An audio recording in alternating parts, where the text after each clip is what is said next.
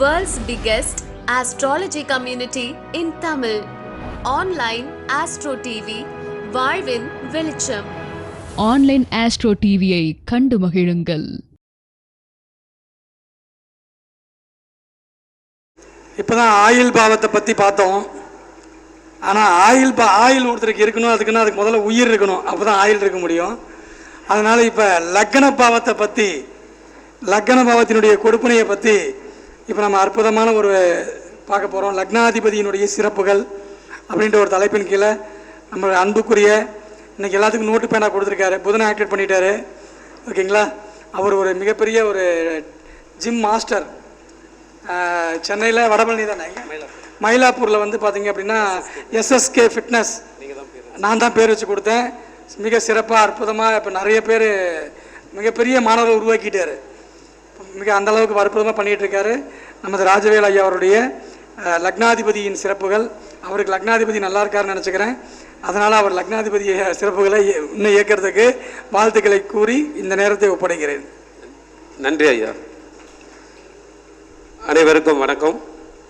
பழனி முருகனுக்கு நன்றி. என்னுடைய இஷ்ட தெய்வம் அவர்.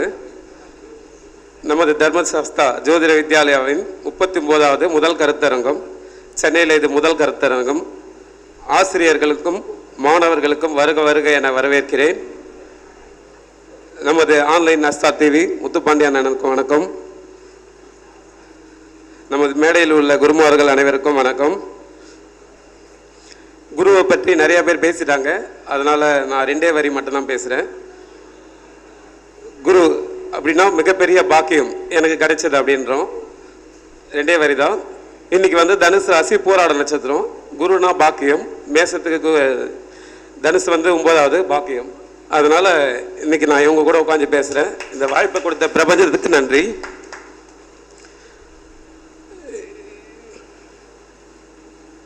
எனது தலைப்பு லக்னாதிபதி. ஜாதகத்தில் எல்லாருக்கும் ராசியை பற்றி தெரியும். இப்போ ஒரு கோயிலுக்கு போனால் கூட நட்சத்திரம் ராசி அப்படி தான் சொல்கிறோம். லக்னம் நம்ம ஜோதிடம் ஐயாட்ட படித்த எல்லாருக்கும் தெரியும். லக்னாதிபதி அப்படின்னு இப்போ நம்ம கிளைண்ட் வரவங்களுக்கு நம்ம பார்த்து சொல்லும் போது அவங்க எல்லாருக்கும் அவ்வளோலாம் தெரியறதில்ல. அவங்களுக்கு இந்த ஆன்லைன் அஸ்ட்ராலஜி வேலையாக நான் சொல்லிக்க ஆசைப்பட்றேன். ஓகேங்களா? லக்னாதிபதி லக்னத்தில் நிற்கும் போது என்ன பலன் அப்படின்னு இது வந்து பொதுவான கருத்து தான். இதோட முடிவு நான் லாஸ்ட்டாக சொல்லுவேன். ஓகேங்களா? லக்னத்தில் நிற்கும் போது ஜாதகர் புகழ் நிறைந்தவராக இருப்பார். நோட் பண்ணதை நோட் பண்ணிக்கலாம். தன்னுடைய சொந்த காலில் பல்வேறு துறைகளிலும் முன்னேற்றம் அடைவார். சுயமுயற்சியால் வெற்றி அடைய அனைத்து விஷயங்களும் அவருக்கு இயற்கையாகவே அமையும். லக்னத்துக்கு 2இல் லக்னாதிபதி நின்றால் அந்த ஜாதகருக்கு பொன் பொருள் மற்றும் குடும்ப உறுப்பினர்கள் அனைவரும் ஒத்துமையாக இருப்பாங்க. அதாவது பகையாக இருக்க மாட்டாங்க, ஒத்துமையாக இருப்பாங்க. லக்னாதிபதி 3இல் இருந்தால் ஜாதகரின் இளைய சகோதரர், அவங்க மூலிமா இவங்களுக்கு நிறைய உதவிகள் இதெல்லாம் கிடைக்கும்.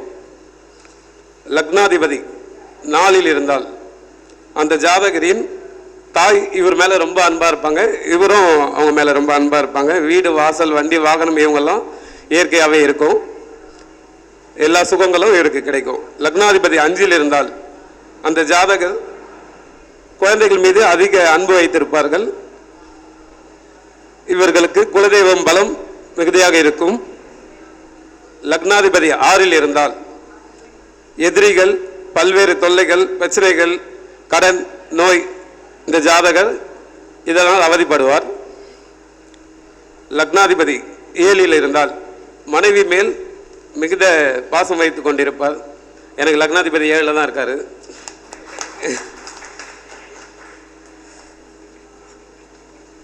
ஏன்னா லக்னாதிபதி 7இல் இருந்துச்சுன்னா ஆக்சுவலாக மனைவி அமையத்துக்கு முன்னாடி வரைக்கும் நான் வேலை தான் செஞ்சுட்டு இருந்தேன். திருமணமாகி 6 மாதம் கழிச்சு சொந்தமாக ஜிம் ஆரம்பித்தேன், 11 வருஷமாக. அப்போ லக்னாதிபதி 7இல் இருந்தால் அது வரைக்கும் கஷ்டப்பட்டுருப்பாங்க. 30 வயசுக்கு அப்புறம், கல்யாணத்துக்கு அப்புறம் மனைவி வந்த பிறகு நம்ம பெரிய வாழ்க்கையில் முன்னேற்றம் அடையலாம்.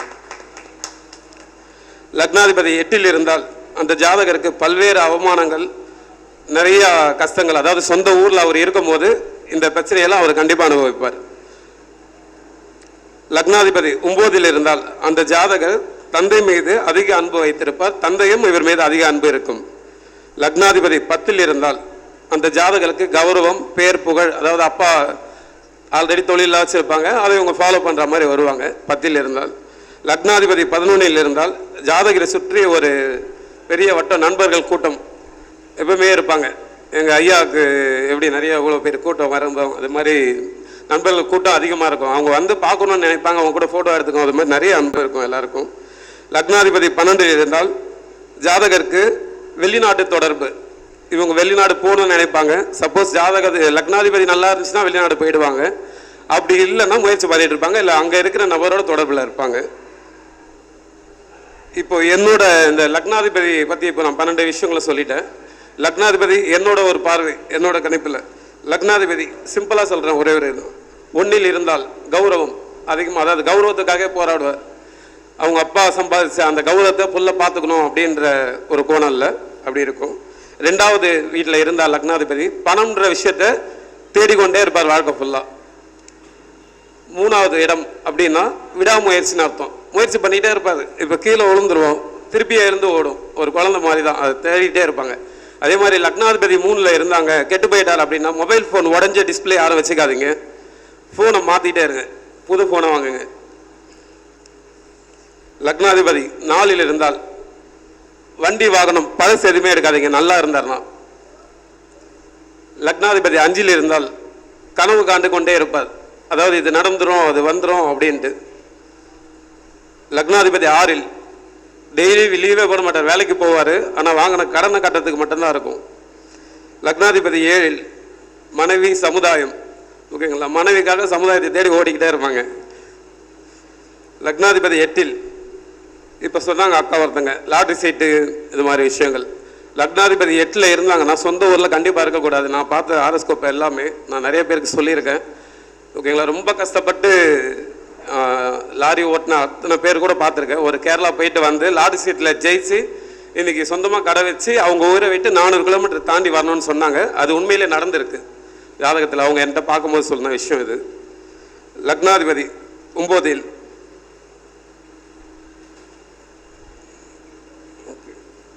பூர்வீகம், ஓகேங்களா, பூர்வீக சொத்து நல்லா இருந்துச்சுன்னா பூர்வீக சொத்து கண்டிப்பாக இருக்கும்.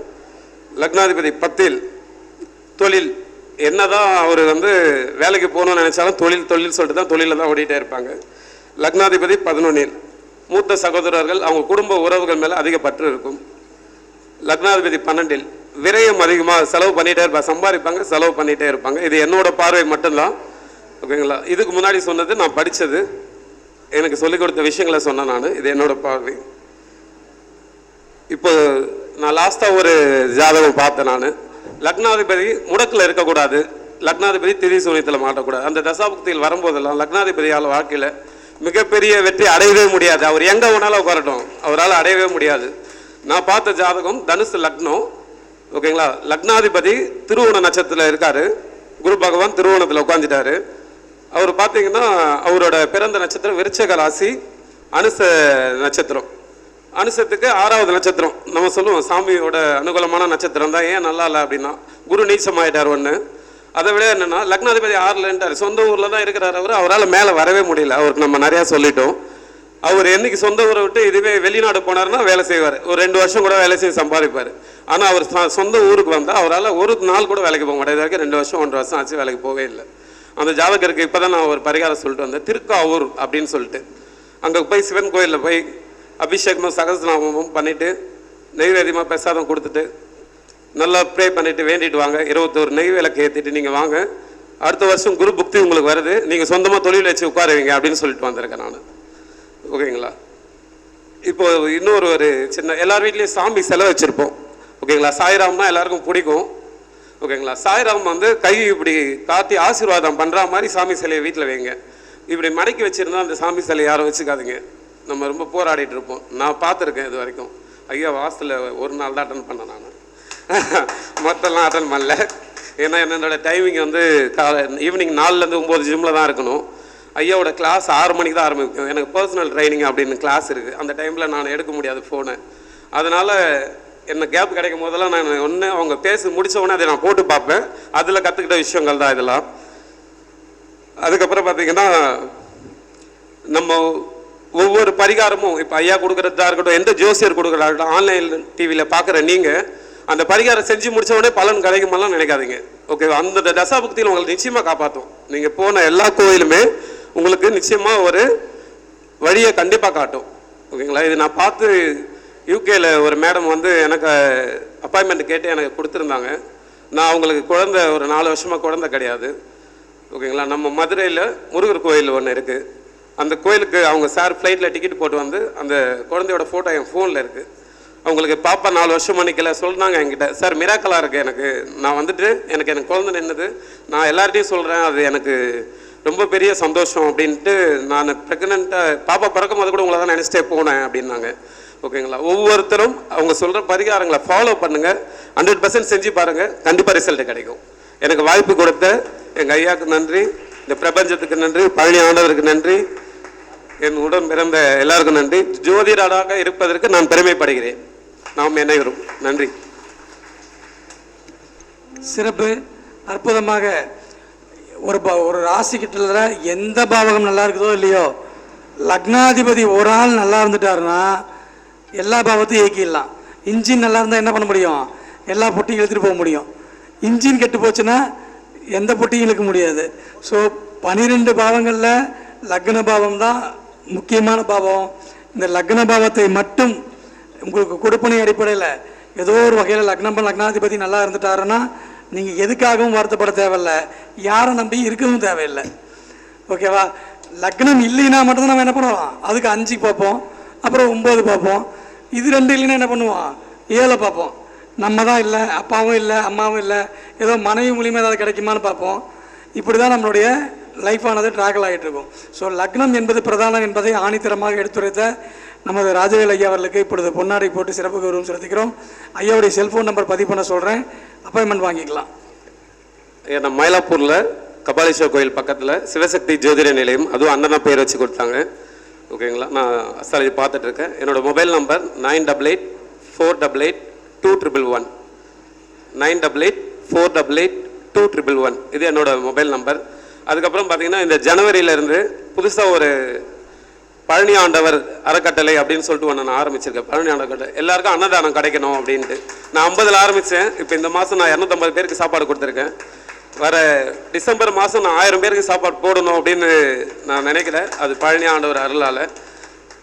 இது என்ன நான் மட்டும் இல்லை, என்னை சுற்றி மயிலாப்பூரில் எல்லாருமே எனக்கு உதவி பண்ணுறாங்க. உதவி பண்ணுற அனைவருக்கும் இந்த தருணத்தில் நன்றி சொல்லிக்கிறேன். எங்கள் ஐயாவுக்கு நன்றி. தேங்க்யூ.